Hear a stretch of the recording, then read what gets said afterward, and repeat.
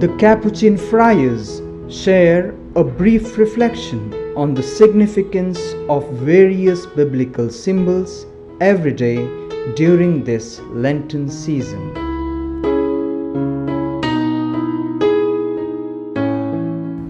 Dear brothers and sisters, greetings of peace and joy. Today let us glance over one of the fascinating imageries of the scripture, the serpent. The Hebrew word for the serpent is nahash, and the word serpent is used in the Bible number of times in the Old and in the New Testament. The word serpent also denotes both positive as well as negative connotations and the values of life.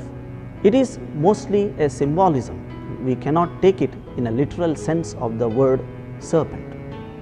In the Bible, serpent is also known as the Satan, the great serpent, the dragon, the enemy, the ancient enemy, the adversary, and the list goes on. The tradition of using the symbolism of serpent is ages aeon, and it is used mostly in the cultures of Sumeria, Mesopotamia, Egypt, Greece, Canaan, and so on. And even in our Indian tradition, we use the symbolism of the serpent. When it comes to the Bible or the scriptures, how do we take this symbolism?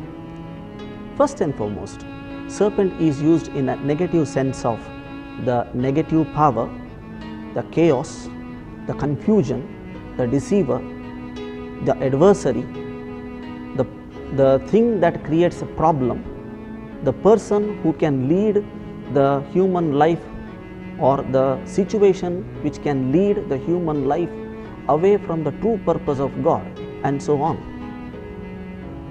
In the Bible, we find very specially in the very first book, the book of Genesis, wherein Adam and Eve were deceived by the tricks of the serpent.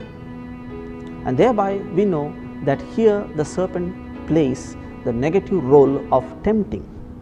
Serpent is also used in the book of Exodus, wherein Moses is lifting up the bronze serpent in order to cure the people who are bitten by the venomous serpents. And this serpent offers them cure, means to say that serpent was also used as a symbolism of life, vitality, and cure. Having this understanding, when it comes to the New Testament, we find ample references wherein Jesus, using against the Pharisees and the Sadducees, calling them as the broods of vipers, calling them as the people who are begotten or the friend of the serpents or children of serpents.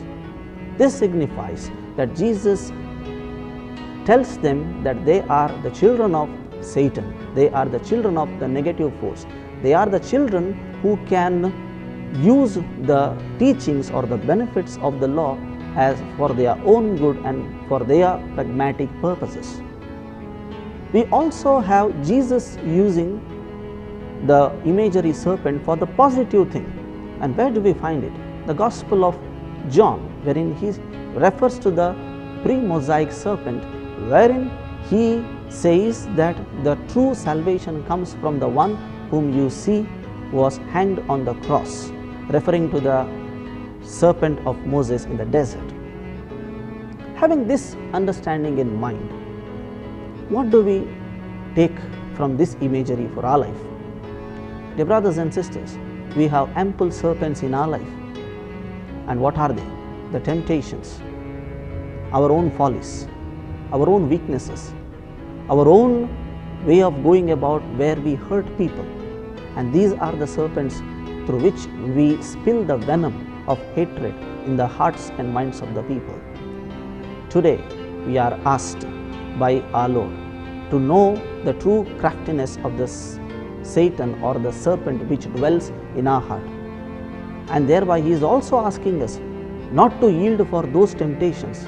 Rather, he is asking us to take the alertness of the serpent and go ahead, march ahead and propagate the will of God, the will of the Father, and at the same time the true purpose of life. Let us then cherish this imagery for ourselves. Let us then make use of this imagery in our life so that we are alert, we are attentive, we also know exactly in which direction we should march ahead. May God help each one of us, and also may He help us to trace out those serpents which cause breaking of relationship with our own neighbor.